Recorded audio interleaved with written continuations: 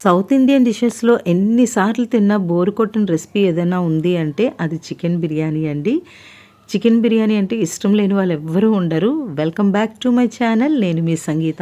ఎప్పుడూ ఒకే టేస్ట్‌తో తినలేం కదండీ! అందువల్ల నేను రెస్టారెంట్ స్టైల్ అనేది మీ అందరికీ పరిచయం చేస్తాను.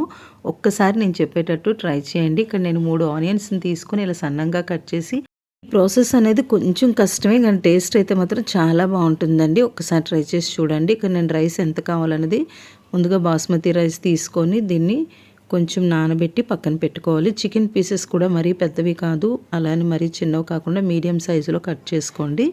ఇక్కడ నేను 1 కప్ పెరుగు, హాఫ్ కప్పు పసుపు, హాఫ్ టేబుల్ స్పూన్ కారము, అల్లం వెల్లుల్లి పేస్టు, కొద్దిగా బిర్యానీ మసాలా, కొద్దిగా ధనియాల పొడి, ఈ రుచికి తగ్గట్టు కొద్దిగా సాల్ట్ అనేది యాడ్ చేసుకోండి. తర్వాత కస్తూరి మేతిని కూడా యాడ్ చేయండి. 1 కప్ వరకు కార్న్ ఫ్లోర్ వేసుకోవాలి. ఆ తర్వాత 1 కప్ ఆయిల్ అనేది వేయండి. వేసిన తర్వాత ఒక లెమన్ అనేది హాఫ్ లెమన్ స్క్వీజ్ చేయండి. కార్న్ ఫ్లోర్ అనేది ముక్కలకి పట్టాలి కాబట్టి ఇక్కడ ఒక ఎగ్ అనేది కట్ చేసుకొని ఇందులో యాడ్ చేయండి. యాడ్ చేసి ఈ యొక్క మసాలాలన్నీ కూడా పీసెస్కి బాగా పట్టే విధంగా నీట్గా కోట్ చేయండి ఒక 2 మినిట్స్ పాటు. ఇలా బాగా చేసిన తర్వాత మనం ఇక్కడ చేస్తుంది రెస్టారెంట్ స్టైల్ కాబట్టి నేను కొద్దిగా ఫుడ్ కలర్ యాడ్ చేస్తున్నాను. మీరు వద్దు అనుకున్న వాళ్ళు స్కిప్ చేయొచ్చండి. అంటే రెస్టారెంట్ స్టైల్ చేసేటప్పుడు కొంచెం చూడడానికి లుక్ బాగుండాలి కాబట్టి నేను ఫుడ్ కలర్ అనేది యాడ్ చేశాను. ఇలా యాడ్ చేసి ఒక 2 అవర్స్ పాటు దీన్ని పక్కన పెట్టుకోండి.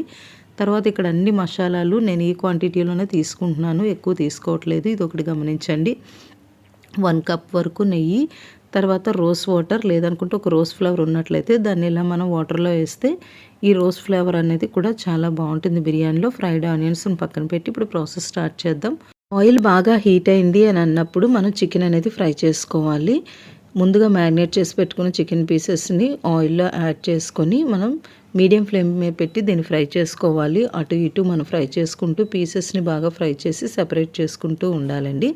ఫ్రైడ్ చికెన్ కూడా మనకి రెడీ అయిపోతుంది కాబట్టి వేరే స్టవ్ మీద మనం బిర్యానీ కోసం ఎసరు అనేది పెట్టుకుందాం. ఇలా నేను 2 గ్లాసుల రైస్కి 4 గ్లాసెస్ వాటర్ తీసుకొని కొద్దిగా నెయ్యి యాడ్ చేసి తర్వాత ఈ స్పైసెస్ అన్నీ కూడా అందులో వేస్తున్నాను. వేసుకొని మీ రుచికి సరిపడా సాల్ట్ కూడా యాడ్ చేయండి. యాడ్ చేసి వాటర్ బాగా మరిగిన తర్వాత మనం రైస్ అనేది యాడ్ చేసుకుందాం. అయితే ఇక్కడ మన చికెన్ అనేది రెడీ అయిపోయింది కదా. రెస్టారెంట్ స్టైల్ రావాలి అనుకుంటే ఇక్కడ మనం చేయాల్సిన ప్రాసెస్ ఏంటంటే 2 టేబుల్ స్పూన్ల ఆయిల్, 2 టేబుల్ స్పూన్ల నెయ్యి అనేది తీసుకొని ఇది కొంచెం బాగా వేడెక్కిన తర్వాత ఒక ఆనియన్ని ఇలా బిగ్ పీసెస్గా కట్ చేసుకొని ఇందులో కొద్దిగా కరివేపాకు, 2 నుంచి 3 వరకు పచ్చిమిర్చి వేసి ఆనియన్స్ని అలా ఫ్రై చేయండి. మరీ ఎక్కువ డీప్ ఫ్రై కాదు. ఇలా ఫ్రై అయిన తర్వాత ముందుగా ఫ్రై చేసుకున్న చికెన్ని ఇందులో యాడ్ చేయండి. యాడ్ చేసిన తర్వాత ఒకసారి బాగా కలపండి. కలిపిన తర్వాత కప్ వరకు సోయా సాస్ అనేది యాడ్ చేయండి. ఆ తర్వాత చిల్లీ సాస్ కూడా యాడ్ చేసుకోండి. తర్వాత టమాటో సాస్ యాడ్ చేసి కొద్దిగా కొత్తిమీర యాడ్ చేసుకొని వీటన్నిటిని కూడా బాగా కలుపుకోవడం వల్ల మనకి చికెన్ ఫ్రై ఏంటంటే సాఫ్టీగా జ్యూసీగా మనకి రెస్టారెంట్ స్టైల్ ఫ్రైడ్ చికెన్ అనేది రెడీ అవుతుంది. దీన్ని మనం ఇప్పుడు దమ్ చేసుకోవాలి. అయితే ఇక్కడ మన రైస్ కూడా కుక్ అయిపోయిందండి. అందువల్ల నేను దమ్ ప్రాసెస్ చూపిస్తాను చూడండి. ఈ దమ్ కోసం 1 కప్ వరకు పెరుగు తీసుకోండి. ఇందులో fried onions, whole garam masala సామాన్లు వేయండి. వేసిన తర్వాత ఇందులో పుదీనా, కొత్తిమీర వీటిని కూడా యాడ్ చేసుకోండి.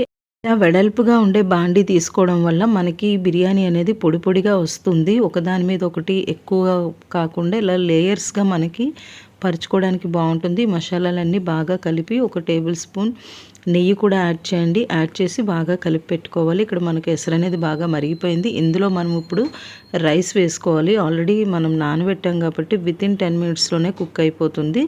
రైస్ కుక్ చేసే ముందు ఒక్కసారి మీరు సాల్ట్ సరిపోయిందో లేదో అడ్జస్ట్ చేసుకోండి. అడ్జస్ట్ చేసుకున్న తర్వాత ఈ యొక్క మిశ్రమంలో ముందుగా ఫ్రై చేసి పెట్టుకున్న చికెన్ని ఇలా ఈవెన్గా మనం స్ప్రెడ్ చేసుకోవాలి. స్ప్రెడ్ చేసుకున్న తర్వాత రైస్ని తీసి దీని మీద అలా పరుచుకుంటూ వెళ్ళాలండి. చూస్తున్నారు కదా, వీడియోలో చూపించే విధంగా ఇలా ప్లేస్ చేయండి. ప్లేస్ చేసిన తర్వాత మళ్ళీ ఇంకొక లేయర్ అనేది మనం పెట్టుకోవాలి. దీన్ని మళ్ళీ మీ రిమైనింగ్ చికెన్ ఏదైతే ఉందో ఫ్రై చేసుకున్న చికెన్ కూడా ఇలా ఈవెన్గా స్ప్రెడ్ చేసుకోండి. స్ప్రెడ్ చేసుకున్న తర్వాత దీని మీద ఫ్రైడ్ ఆనియన్స్ యాడ్ చేయండి. రిమైనింగ్ కొత్తిమీర, పుదీనాను కూడా ఇలా లేయర్స్ లాగా మీరు ఇదంతా కూడా వేయండి. వేసిన తర్వాత మళ్ళీ ఒక 1 టేబుల్ స్పూన్ వరకు నెయ్యిని తీసుకొని ఈవెన్గా రైస్లో కలిసే విధంగా యాడ్ చేయండి. యాడ్ చేసిన తర్వాత ముందుగా రెడీ చేసి పెట్టుకున్న రోస్ వాటర్ని కూడా ఇందులో వేయండి. లేదు అనుకుంటే మీరు సాఫ్రాన్ కూడా వేసుకోవచ్చు. నేను ఇక్కడ రోస్ వాటర్ వేస్తున్నాను. వేసి మూత పెట్టి ఇప్పుడు మనం స్టవ్ అనేది వెలిగించాలి.